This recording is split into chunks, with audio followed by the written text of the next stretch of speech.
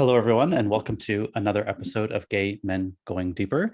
This is a podcast series by the Gay Men's Brotherhood where we talk about personal development, mental health, and sexuality.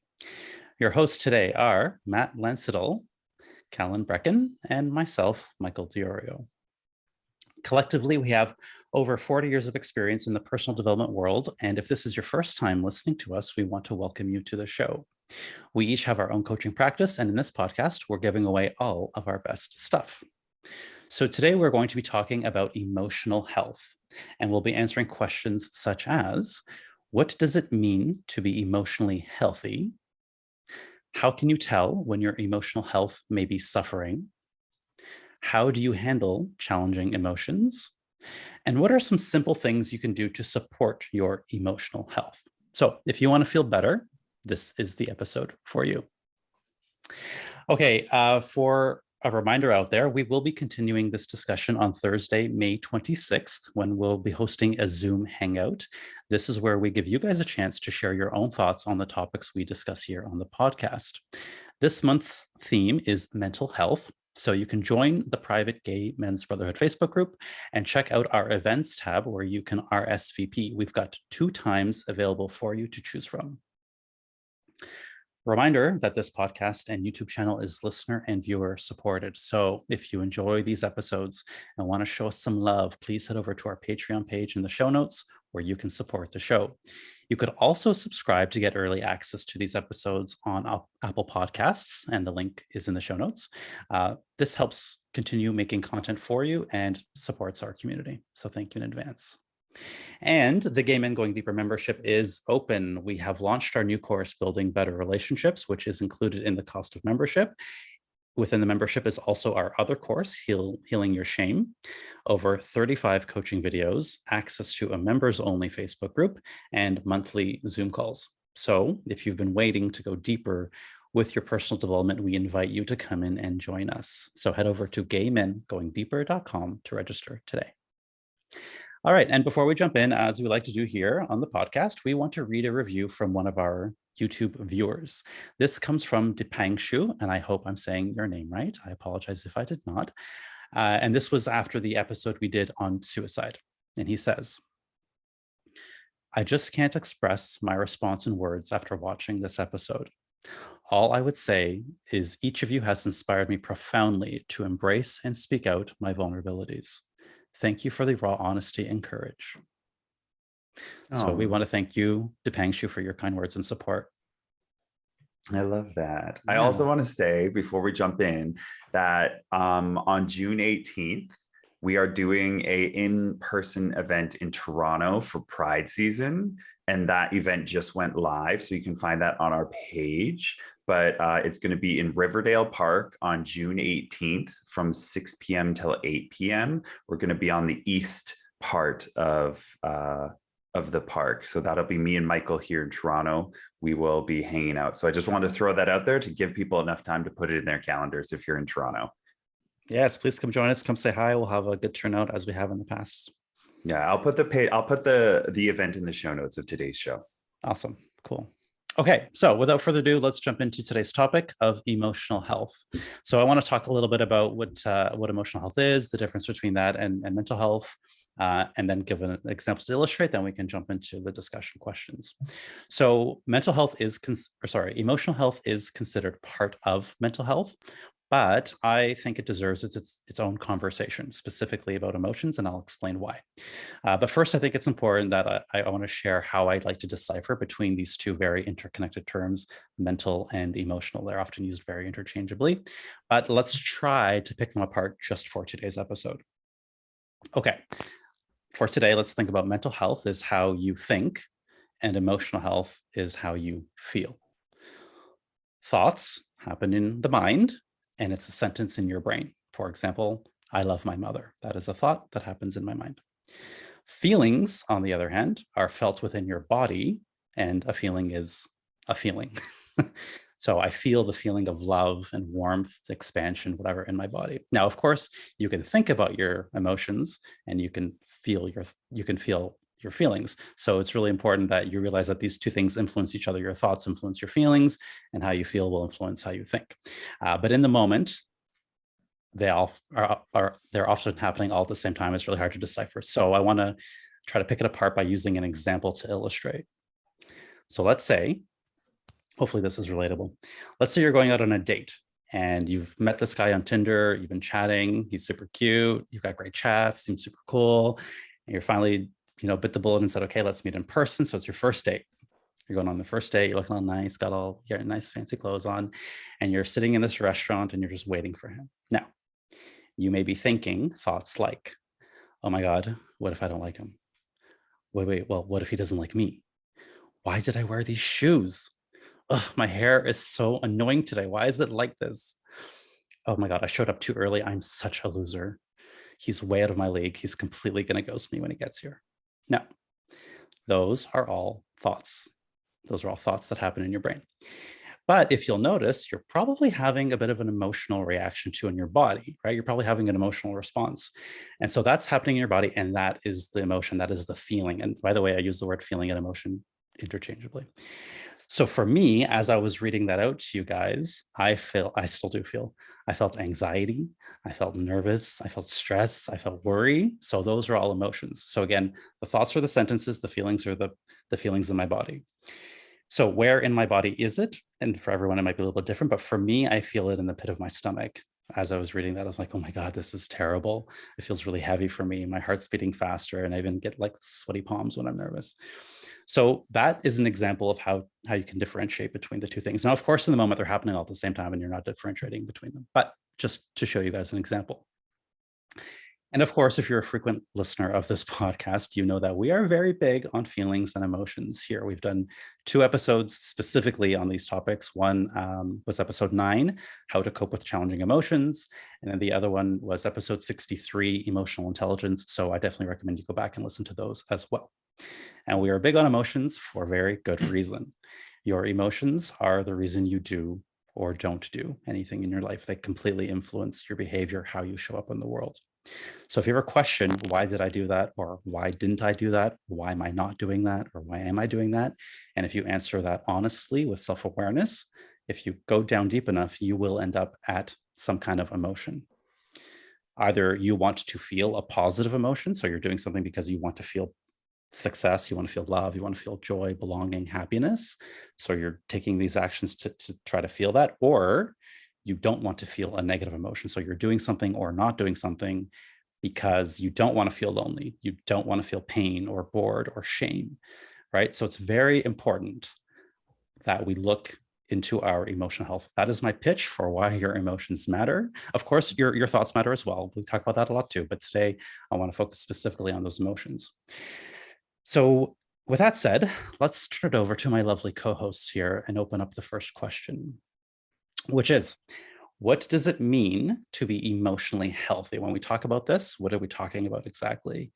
So let's start with Calan today. I knew it. I was like, I feel like it's going to come to me first today. So for me, what does it mean to be emotionally healthy? For me, it means balance. There's balance in my life. There's well-adjusted, like I'm well-adjusted to what's going on, kind of ready for whatever comes my way for the most part, and that I feel supported. So, it mostly comes down to this balance in my world. And like, am I balancing out everything, or am I kind of like playing the distractor factor with things like social media? Am I scrolling too much on my phone? Like that signifies to me that I'm not in balance, because if I'm in balance, then I don't really need to look at my phone. I can enjoy, the show I'm watching, or I can enjoy being with whoever I'm with. So when I'm emotionally healthy, I don't feel the pull to get distracted by other things or to divert away from certain things. I can fully engage with life. I can fully engage with what's going on, or I can fully engage with who I'm around and be settled in that and really enjoy that experience. And when I'm not feeling emotionally healthy, that's when all the other kind of stuff starts coming into play. And we're going to discuss those things a little bit later on. But yeah, it's all about balance in my world. It's not going too far one way or too far the other way. It's how do they marry each other?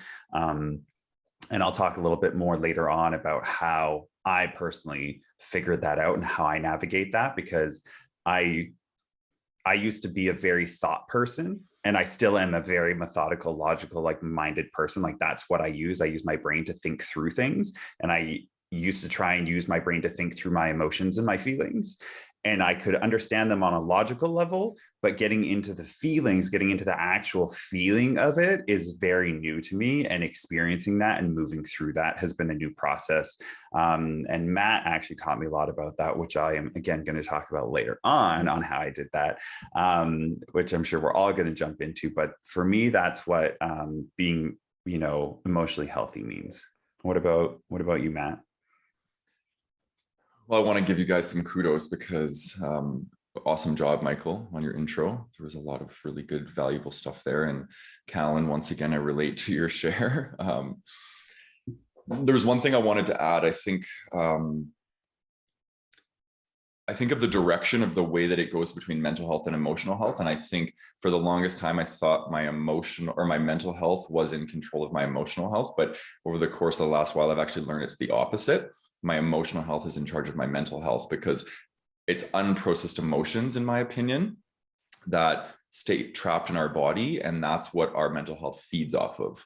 And when we're not feeling our emotions and we're more repressed in our emotional nature, then I feel like our mental health becomes problematic. And that's where you have things like psychosomatic disorders, that I believe that emotion is trapped in our body and it starts to manifest as disease and these sorts of things, and mental health disorders. So I'm very much come from the philosophy that trauma is usually the underpinning of mental health, which is a little bit controversial in like, the body of psychiatry, but I am fully in support of the trauma informed model when it comes to treating mental health and emotion. But so I just wanted to preface with that, because a lot of the things I'm going to be sharing are going to be rooted in that body of work.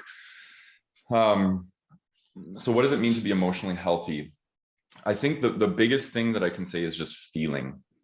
That's what it means to be emotionally healthy. And I think when we move through enough suffering because of our emotions, we learn that preference over emotion is what leads to suffering, right? Because when we say that this emotion is more preferable to this emotion, then we don't want to feel this emotion. So we shut it off and we become dissociated. We do all the things. So I think emotional health is about embracing the spectrum of emotions and looking at the duality of emotion and saying, okay, well, I have pleasure on one side, I have pain on the other. How can I really embrace both? Because they're both going to be part of the human experience. So that's the first tip that I had. The second one is being aware of emotions and them being in your body, for one. So like the somatic aspect of emotion, but then the psychological aspect of emotion is understanding the meaning of the emotion. Like why, if emotion is energy and it's coming through us, and the main point of it is to guide us and show us something needs to be addressed, then we need to have that awareness, right? So I think self-awareness is really, really contributed to emotional health, because it allows us to be aware of what the message is behind the emotion, what it's trying to communicate to us. And then the one that I'm learning right now the most is how to take that emotion and understand it, the meaning of it, but then really get clear about what the need is. And then emotional health for me is saying, okay, I have this need. I'm feeling fear. That's my emotion. I have this need for safety. And how can I find safety in this moment? How do I need to communicate something? Do I need to expose a part of myself? Like, what is that the message is? So I think that the relationship with our emotions is really what leads to emotional health. That would be my, yeah. Yeah, What very about well you, said. Michael? Yeah, I totally agree. You guys both said so much there. I guess what I want to add to that is what it means, what it's not. I think it's really important that I say we're not talking about being happy all the time. It's not fair to say that being emotionally healthy means you're happy and positive all the time. That is not an emotionally healthy person. I just want to make it clear that that's not what we're talking about, because like we said, the human experience is going to be positive and negative. It's how you handle that, your relationship with them, as Matt said so nicely. So yeah, what I had here was awareness, which we talked about, allowing all of it, which we talked about. And one other thing would be owning your emotions. So I'm thinking back to my life. There was a time, and I still do this from time to time, of course, where I blame other people for how I feel. And that's a sign of, I would say, maybe not being in good emotional health, because my feelings are mine and your feelings are yours, and they're valid. I'm not saying that they're not valid, but owning them as your own, because only then can you do something with it. Only then can you process it. Only then can you embody it and do all the things that we just talked about here. Viktor Frankl has that quote that I'm sure I've used on this podcast a bunch of times, but I love it. Something along the lines of, between stimulus and response, there is a gap, and within that gap lies your power to choose. So I would say the marker of being in good emotional health would be owning all of it, that it is yours. So instead of you made me feel this way, it's I feel the way I feel, regardless of what happened outside. Now, I may want to feel angry. I may feel angry, and that's okay. Nothing has gone wrong. But then only once you own it can you then do something with it. All right. So great answers, guys. Let's go on to the next question, which is, how can you tell when your emotional health may be suffering? So this, I put this in here for people who might be listening to this and they're like, oh yeah, okay, emotional health, they're trying to come to terms with it. How does that person know if they need to work on their emotional health? So we'll go with the same order. Cool. So for this, I can tell when my emotional health is suffering when I get very quick to anger, or I get very snappy and snarky. Like if that's happening, I'm like, okay, something is very wrong here, and I'm not emotionally connected to myself. Or I also will do the opposite, and I'll get very quiet and I'll want to run away and hide and turn the world off. So it's like if I it's the fight flight kind of going on. So it's like either, if it's a situation where it's like I need to fight and I'm like quick to anger, and that's where I'm like, okay, things aren't really quite syncing up here. Or I do the opposite and I run away and like turning the world off. Like, I don't want to handle this. I can't handle this. And that's me saying, I don't want to handle my emotions. I don't want to look at my emotions. I don't want to manage them. And so when that's going on, I can then look at that and go, okay, well, what's really going on here? And it takes, a person to want to understand what's going on with them and to be curious about what's happening there. Because when I was younger, I used to just flat out ignore it all. Like I packed it all down. My family's divorce kind of emotionally ruined me for a little while. When I, like, to protect myself, I just kind of closed all the doors and closed up shop. And I was like, nope. And like, I remember I used to kind of wear it as a badge of honor that like I didn't cry for years between like when my parents divorced, kind of like a lot was going on there, until like I was 16 and kicked out of the house. Cause I remember that was like a breaking point, especially in those like older teenage years, like the, 13, 14, 15, 16, like there was like, it was all dry eye. Like I was like, okay, whatever. Like things were very dulled. And then once a floodgate opened, once I got kicked out and I was at my friends, and it just like, it came out, it was just like a floodgate burst open. Like I couldn't handle it anymore. And it was like an eruption of emotion. So if that's something that happens to you, where you keep things kind of chilled and you're like, no, everything's fine, everything is awesome, and it's not awesome, and you're just kind of burying everything, basically what you're doing is you are preparing for Mount Vesuvius to erupt someday, because it will, and it's going to happen in an uncontrolled way. And you're going to probably regret some things because you're not in control, because your amygdala is getting shut down, or no, your prefrontal cortex is getting shut down and your amygdala is taken over, and all rationality goes out the window. And so that's not a real healthy way to, deal with these things. So now, as I'm older and I've done this work and I continue to keep learning, I now process emotions and pains and things that I need to go through on microdose levels, so that I can manage it, so that I can be like, cool, like it might not be everything, but it's enough for me to kind of not hold tight onto this. And that's going to come up later in the next question of how do you handle challenging emotions. But yeah, those are kind of the real noticeable ways that I know when I'm not really doing well and kind of struggling through, balancing out my emotions. What about you, Matt? Yeah, I relate to a lot of what you shared. Like microdosing, I like that term because it's like allowing little bits through, and you don't become flooded. And I think when I think about like my, how I can tell when my emotional health may be suffering, it's similar to you, Calan, in the sense that there's the polarities of responses to emotions when it comes to unhealthy emotion regulation, which is under regulation, which would be anxiety, overwhelm. We get overwhelmed and flooded by our emotions. And then on the other end of the spectrum, we have overregulation, which is an avoidance strategy where we shut off and we repress, we dissociate, we numb, we do those things. And I've seen both in my experience. And I'm learning now in my life how to come back to center, and to use the word you use is balance, having balance, and really knowing that it's okay to do both. It's okay to get flooded and it's okay to overregulate, right? The key though is awareness of when we're doing what, because when it's all unconscious and we're not aware of it, we are shut down to the world, we're shut down to our relationships. So when I want to overregulate and I want to eat my emotions, I'm like, okay, Matt has emotions, I can feel them, I'm choosing to go and eat, right? So it's like I'm very aware. So that's the first point that I had. And then to answer the question more directly,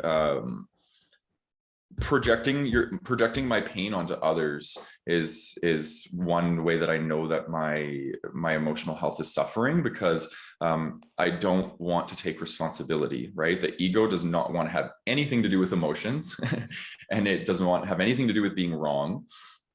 So it just projects its pain into the world. And I see this so much on social media right now, to the point where I've stopped scrolling and I've stopped allowing people to infiltrate me with, like, because I'm very sensitive to that stuff. I consume constantly. I process information very deep. And how I'm experiencing social media right now is it's just a cesspool of pain being projected, shadows being projected, unconsciousness being projected. And I get that that's how things need to play out in the human experience. I totally get it. And I'm not shaming that experience, but I'm just recognizing my own intolerance of it right now, because it feels heavy. Do you know what I mean? Because there's a lot of it. So that's a big thing. And, Eckhart Tolle talks a lot about the pain body. And in my experience of the pain body, it is unprocessed emotion. It's unprocessed memory. It's unprocessed trauma. It lives inside of our body. And then what we do is we interact with the world through that pain body. And we're hurling pain and shame and hurt and all this stuff onto other people, and hoping that it reconciles, but it never does, right? Until we become conscious of it. So that was the other one. The other one is disease in the body. I talked earlier about psychosomatics and how our psychology directly impacts our body, right? And I've experienced that my whole life, like tummy stuff in my emotions. But I think a lot of my trauma and unprocessed emotions that I stored in my body for pretty much a whole decade, I didn't feel for a whole decade. I was completely shut off. And all those emotions had to go somewhere, right? So I think they went into my spine, because I've had a lot of spinal issues. I've had a ton of lower back issues, and now I'm having a ton of cervical spine issues. And as I do healing and I do release work with trauma, guess what starts to improve? Right, my spinal health. So I'm like, oh, there's got to be a correlation here. And I hear this all the time, and there is lots of bodies of research that show that correlation as well. But and then I would say the other thing would be mental health disorders. Addiction is a really big one. Emotional health being masked by addiction. So, I did addiction counseling work for 10 years, and, always, never once did I work with somebody where the underlying issue wasn't some form of emotional repression, whether that be trauma or whatnot. So yeah, those would be probably the top three things: projecting your pain onto others, disease in the body, and mental health disorders. That's going to really show that your mental health or that your emotional health is likely needing to be tended to. Yeah, those are all great examples. Thanks, guys. I think for me personally, I'll answer from that perspective. For me personally, how I know would be when I'm not necessarily to the point of addiction, but it could be over consuming anything. So numbing. We call that numbing. I call that numbing. So when I don't want to feel the underlying feeling, let's call it shame, loneliness, pain, whatever it is, I don't want to feel it. So what I do unconsciously or subconsciously almost is go for those hits of dopamine, which are kind of very false pleasure hits of something that feels good in an attempt. Now I don't realize I'm doing this consciously, of course, in an attempt to feel better. So, let me just watch another episode of, let me just binge watch TV all weekend, or overeat, or what I used to do is overdrink or overuse substances, over Instagramming, over social mediaing, over Facebooking, over porning, over shopping, even overworking, which sounds noble, but no, you can overdo it on anything. Over gaming, right? Things seem innocent, but they give you in their own ways their hits of dopamine. And the unfortunate thing is there's no shortage of things in the world or companies who want to make money from this. So they make it very easy for us to continue getting that hit of dopamine. But at the end of the day, it doesn't solve anything. That might make you feel better in the moment, but once that hit goes off, you're still left with that underlying emotion that Matt was talking about. So for me, that's how I notice, is if I'm kind of like, oh, wait a minute, I've been numbing for such a long time. And if I don't have that thing, if that thing gets taken away for whatever reason, it's almost like a panic, like, oh, no.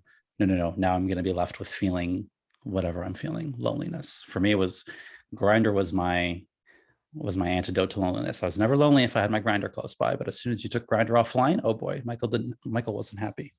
So that's how I kind of know, or when my emotional health needs tending to. So yeah, I think those are all really good examples. You guys did a great job explaining that. I think also everyone's emotional health, like mental health, needs tending to. It's not a matter of like, okay, I'm great emotionally today, so I don't need to worry about it. I think it's important to realize that there's always work to do or room to take care of it. Just like your physical health, you don't just stop eating healthy or stop drinking water or getting sleep. It's always something that you want to work on. Before we move on, I do want to kind of say two things that you guys talked about because they got me really excited. Matt, you were talking about kind of like the extremes of like, social media and people being pulled in such extreme degrees of things. And I think that the more you do this work, the more you kind of like tend to your mental health and tend to your emotional well-being, that those extremes don't affect you as much, and that you're more willing to come to the middle of the table. Like, we don't get political in this podcast, but I'm using this as an example because people are always talking about far left and far right. But if you do the work on yourself, I find that those are the people who are more willing to kind of be in the middle and kind of are willing to see both sides. They're willing to experience like, okay, I know myself well enough to come to the table and sit with this other person who I might disagree with, but I value their opinion because they're allowed to have their opinion. And I think that we can't really do that unless we've done the work, which is why I think you're seeing so many extremes in the world, especially right now, is because a lot of people have refused to do the work.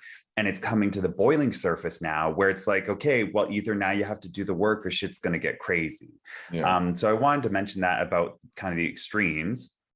And then Michael, when you were talking about like the overwatching, the over drinking, the over this and that and the other, I want to make sure that people know that that if you're doing it consciously and you're doing it on purpose and you're aware of it, that's okay. Because like I've done it where I've sat on watch TV all day long, but that's because I've done all my work for the week. And I've made that agreement with myself where I'm like, I'm allowed to watch Netflix all day long, because as long as it's still making me happy and I don't feel like, oh, something doesn't feel good, then that's okay. And same with over drinking. Like sometimes I've been drinking more lately because, dodgeball's back and we're back in action. Everybody's having fun, but there's never been a time where I've felt like, oh, that was too much. Even though I drank a lot, I was doing it because I was very much enjoying the situation I was in. I was having fun and it didn't negatively affect me later. So I want to make sure that people know that there is an amount of discernment you have to use, and that it comes down to the consciousness of which you're doing the thing.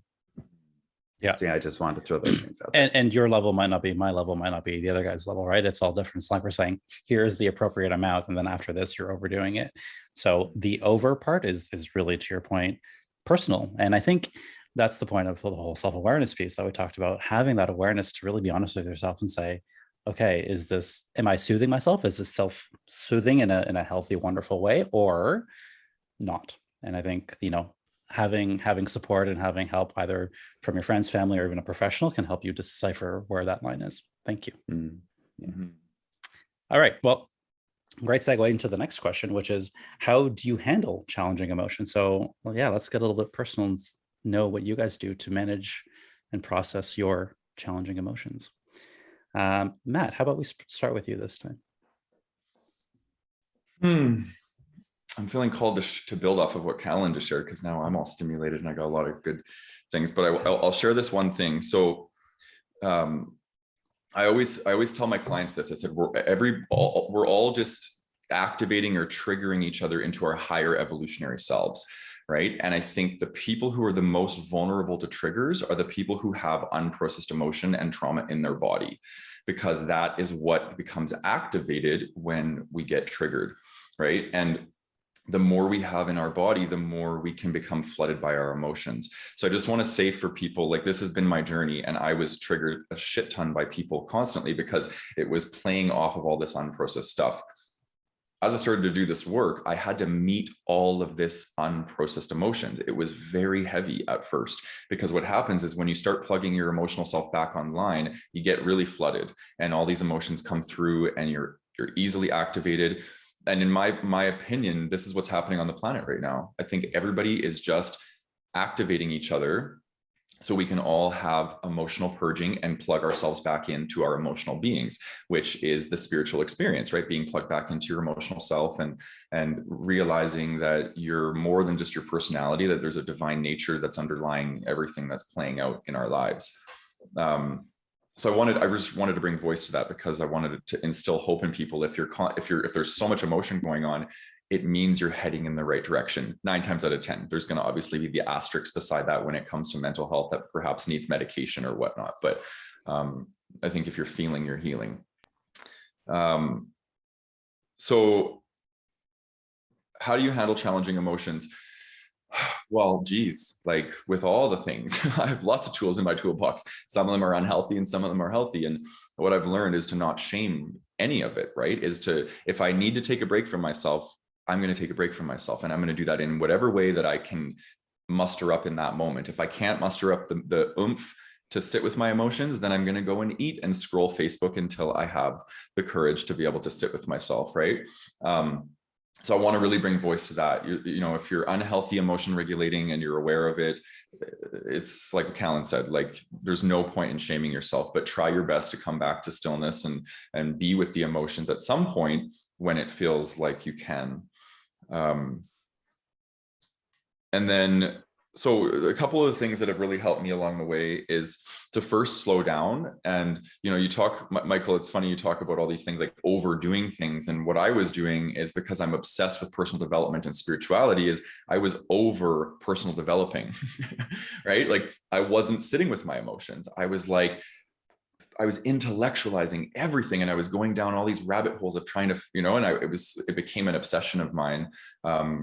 So really just slow down and breathe and connect into the body, because if we're talking about emotional health, we're talking about the body, right? We really need to be with the body.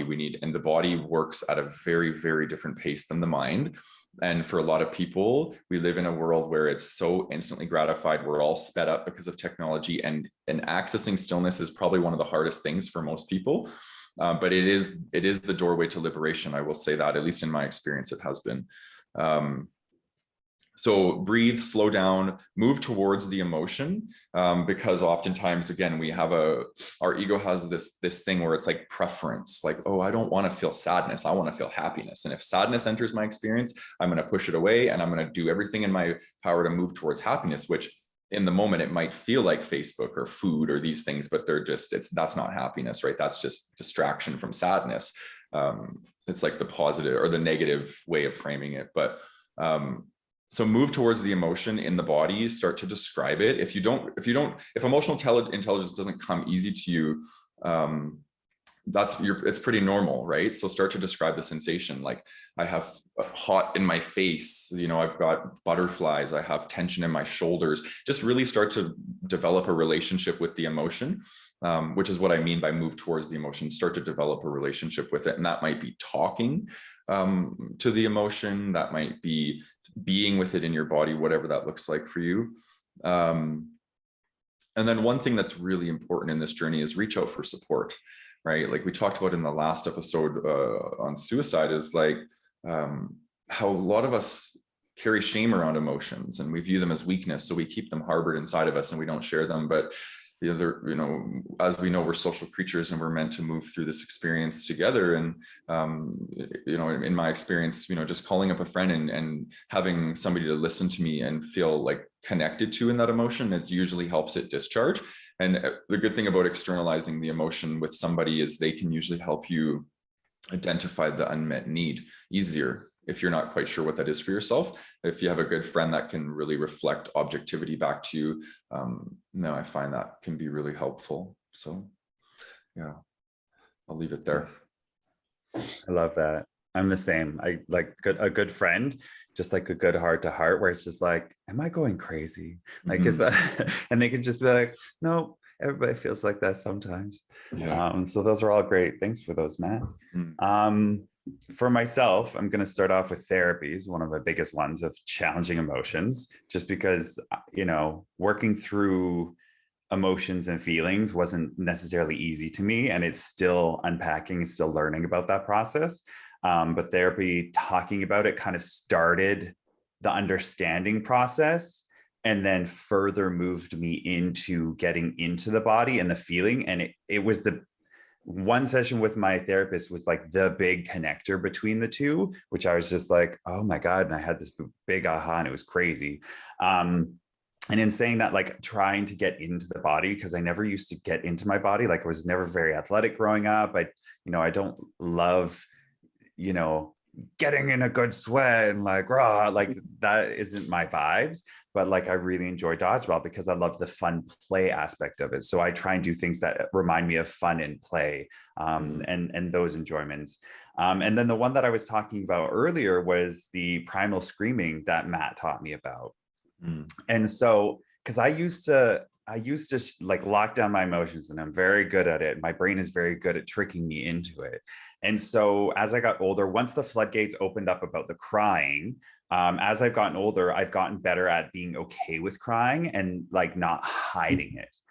And so if I'm watching something that's sad, I let myself cry. If you can't do it around people, at least let yourself do it by yourself. Like watch that sad movie, let yourself feel the feelings, because your mind doesn't need to understand why, your body just needs to go through it. That's it. You don't need to understand why, just let your body go through it. And with the primal screaming, I used to like bottled all my rage up, and I had a lot from my childhood. And I used to be like, no, I'm just a happy person. But then like secretly there was like this underlying rage that felt like a volcano that needed to explode. And so when Matt taught me about primal screaming, I've started implementing that little by little, when like my roommate's not around and I'm feeling like something has really triggered me, or I'm really upset or frustrated about a certain thing. And I like just, that point when you just need to scream it out. And most people are like, oh, well, that's not the polite thing to do. That's not the socially acceptable thing to do. And so I do that into a pillow or a blanket or whatever, so my neighbors don't think something's happening. But I just let it rip, and I rage to the point where like my neck is like bulging and my eyes are almost popping out of my head. And I keep doing it until I really feel like an energy has dissipated, because that's how you are physically getting into your body and physically alleviating that emotion, that feeling inside of yourself. And once I do that, that allows me to think a lot clearer about the situation. Or even if like there's still like a trigger about the situation, at least the major frustration and anger has dissipated from it, and I can kind of like breathe and look at it a little bit more objectively, and I can remove myself a bit and go, okay, still pissed off, still upset, but let's look at this a little bit more objectively and see what's going on here. So that has been a huge help in allowing me to process emotions that I maybe can't quite logically understand or process, or even things from my childhood that I don't know are there, but I just need to get this out of my body, has been a huge help. And then another one is like yoga and meditation are really big. And this is where I had my aha moment with my therapist, is like I was talking about all this like methodical, like logical side of emotions and feelings.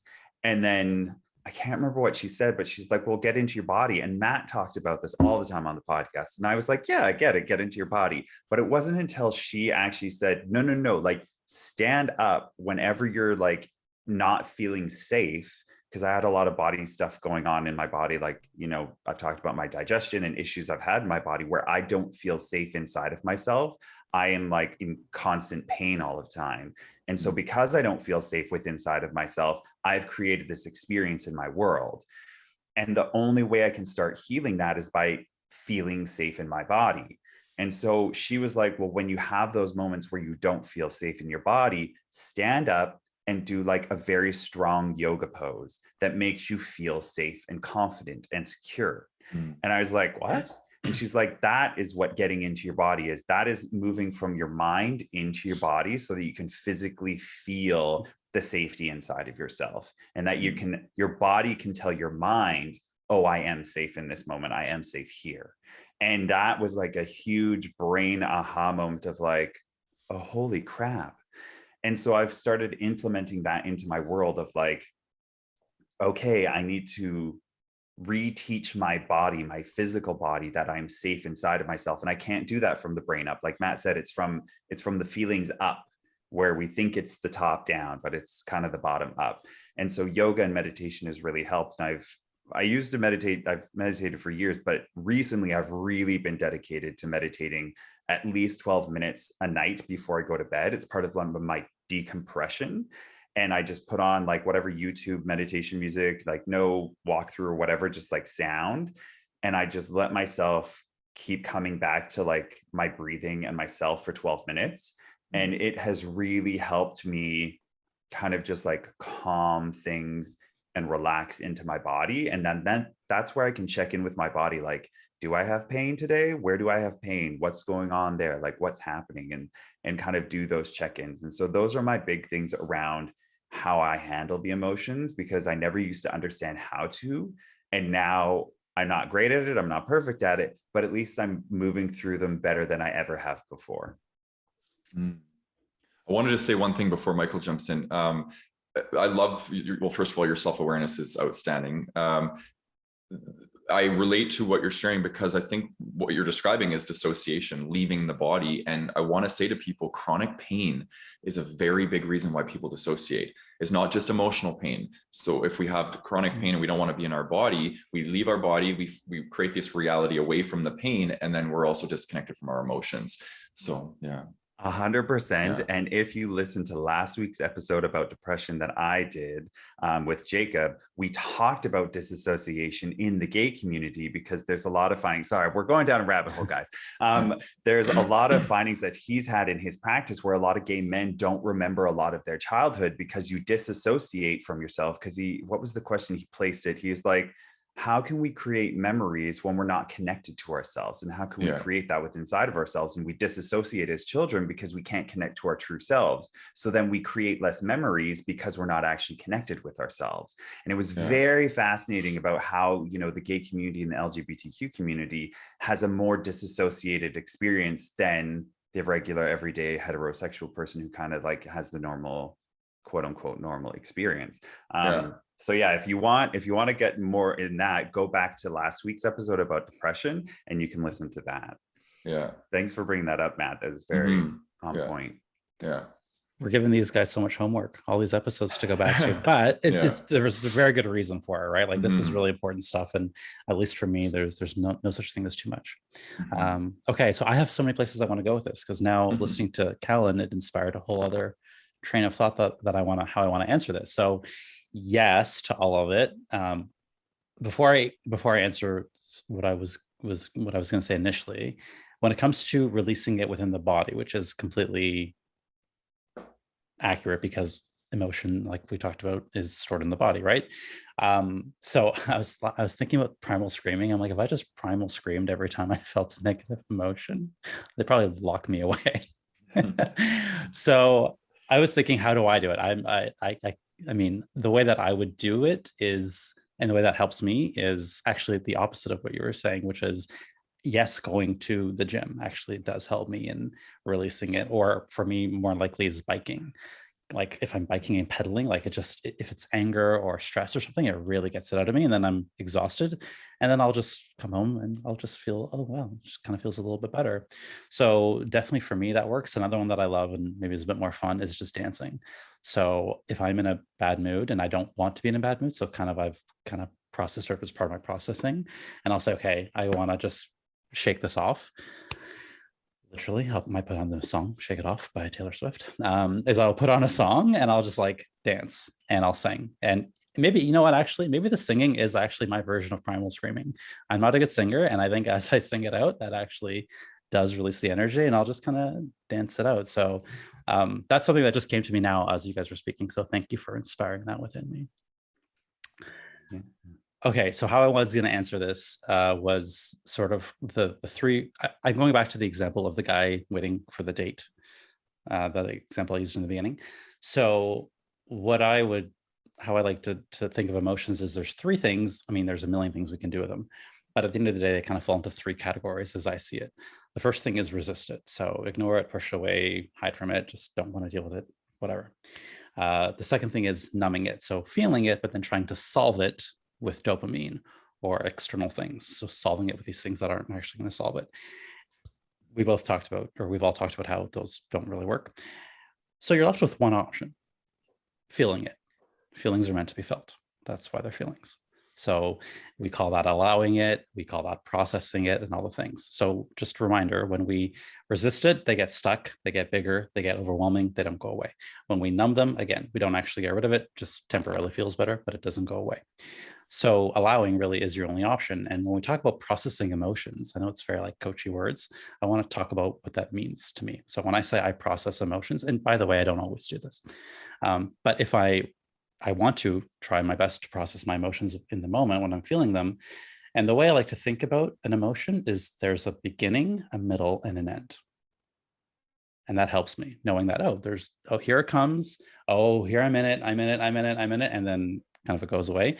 Knowing that there's that pattern or that path helps me. So what I like to do is identify it.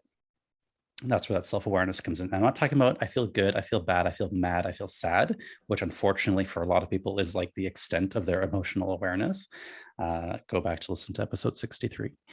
But go beyond good, bad, mad, sad. What is the feeling? So, going back to the example of the date, anxious, worried, stressed, really try to name it and identify it. Then I say, okay, cool. I am feeling anxiety. This is what anxiety feels like. So for me, this is how, Matt was talking about, develop a relationship with that emotion. That's how I do it. Name it. Okay, hi, anxiety. Here you are.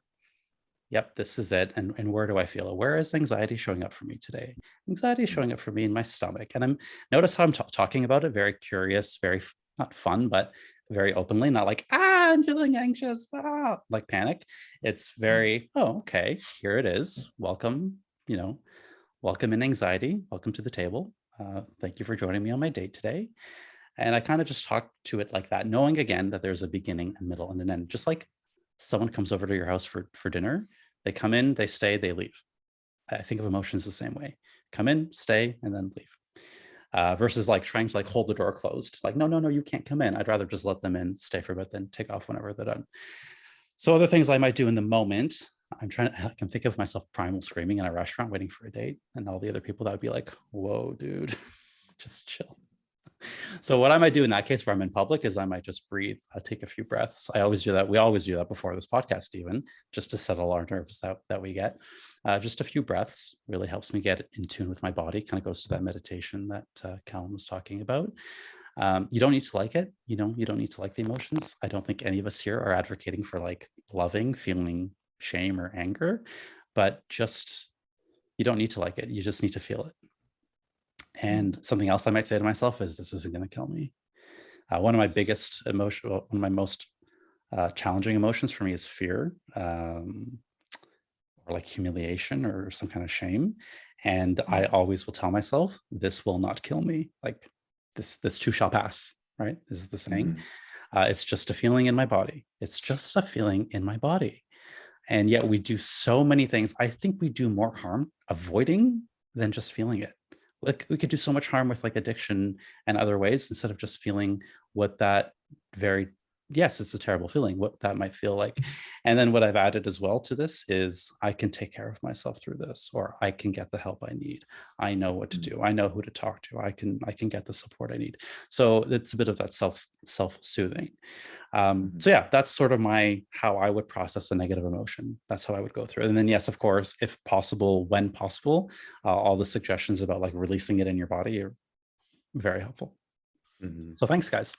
I want to add to that as well, because when you were talking about this sitting at you couldn't do the primal screaming in the space, which yes, that please don't. But one of the things that I forgot to mention is muscle tensing. And like clenching and muscle tensing, because that's another way to get into your body. And that's another way that when I do primal scream, I also will do that interchangeably as well. It's like I'll tense all the muscles in my body. It's the same as going to the gym. Like you're tensing muscles specifically, but I tense all the muscles and then I release. And after the scream, I allow myself to settle in and then breathe. So it's a mix of that. And going through a couple of those cycles, it physically allows your body to process and move through it as well. So you could do tensing in the restaurant, like tense and like just like all the muscles, and then just like, okay, breathe, because you're releasing that anger or that upset or frustration or fear or whatever it is, and you're sending it somewhere as opposed to just letting it linger and hide in your body. Yeah, 100%. Thank you. Thank you for that. I'll try that one next time. I haven't done that one yet. Okay, so guys, we're almost at the end. Let's leave our listener viewers with some helpful tips. So the last question here is, what are some simple things that you can do to support your emotional health? And Matt, we'll start with you. I got lots of things. Okay, I'll start with a 3-step process that I use that helps me talk to my emotions, because for me, like I am more on the intellectual spectrum, and I've had to really learn how to bring myself down. One of the ways I've done that is learning how to talk to my emotions. So I wrote it down here. So the first thing I'll say is I welcome, and then I insert the emotion. I welcome disappointment. That's one that's really hard for me. I welcome disappointment to be part of my experience now, right? And that's just a mantra that I use, so that I'm opening myself up to stillness, and I'm choosing to be with it. If you don't know how to be with if you don't know what the emotion is, you can't label it. Again, just describe the sensation. I welcome this sensation to be part of my experience now. Step 2 is disappointment. I honor and respect your power, because emotions are powerful, right? And if most of us have been disrespecting our emotions for a long time, and they want to be respected, they want to be heard, which is why they're so loud and why they come in with so much, fierce and power. So as soon as we honor that power, we're holding space for the emotion. We're saying, okay, cool, come on in. Let's figure out what's going on here. And then the last one is disappointment. I know you are here to teach me something. Please reveal that to me now. And that will be revealed to you in stillness, right? So you have to be with the emotion. You have to find what is going on from you. So, if you are somebody that resorts to busyness, busyness, in my opinion, is a trauma response, right? The busier we are, probably the more unresolved shit we have going on inside of us. So slow down and listen, and your body's always trying to communicate something to you. So that's kind of my 3-step process for learning to talk to emotions, allowing, welcoming. It's all within that same framework. Be mindful of suppression. So again, like I keep reiterating this, but it's just so important. If you're going to suppress, just be mindful that you're doing it, right? Because that awareness is just so potent for transformation. Just even knowing that you're doing it will help you change the behavior, just the awareness alone.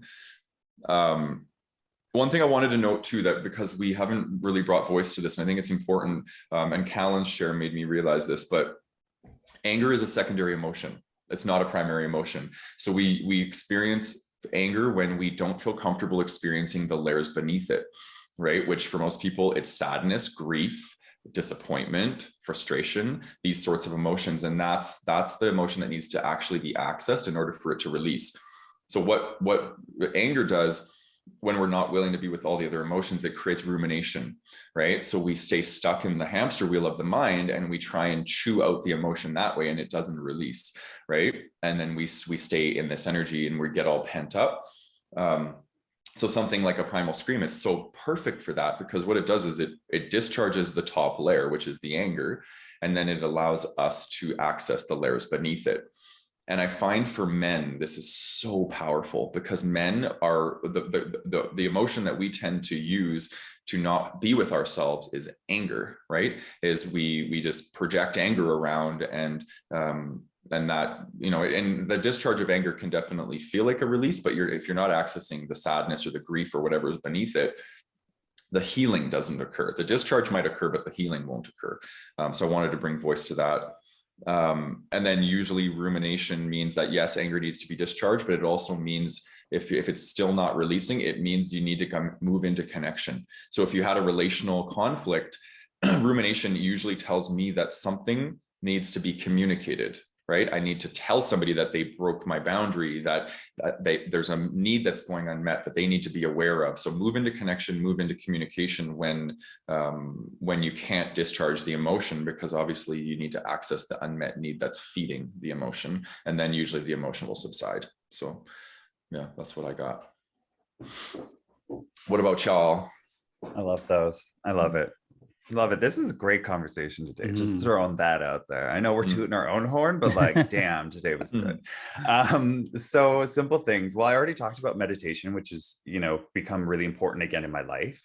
And I've started, Michael will love this. I wouldn't say journaling, but I've started doing a gratitude journal, like at the end of the day. And so I have my routine at the end of the day. I have my shower, I come to my room, I do like between 1 and 5 push-ups, because I'm all about 1% at a time. It's not a lot, but at the end of the year, I will have done way more push-ups than I would have if I hadn't. And then from there, I do my meditation, or I do my gratitude journal, and I only write 5 things out. And that's it, just grateful for these 5 things. And then I go into my 12-minute meditation. And then as part of that meditation is belly breathing. So like, don't breathe, like not breathing into the chest, but really doing the Buddha belly breathing, and like really focus on bringing that like air into your belly. And then I hold it for 4 seconds, and then I release it. And then I kind of do that. And that's the process of like calming your nervous system and calming yourself, because the holding of the breath and then the releasing, it tells your body like, I am safe, I am okay. Like I'm safe enough to be able to do this kind of breathing. So that kind of really helps connect those things. And then another thing is like kind of like a physical thing you can do is cut down on caffeine, because I find that I'm a very sensitive person to caffeine. And I know a lot of people are very addicted to caffeine, which is great. And you can be. And coffee's like, I love the flavor, I love all of it.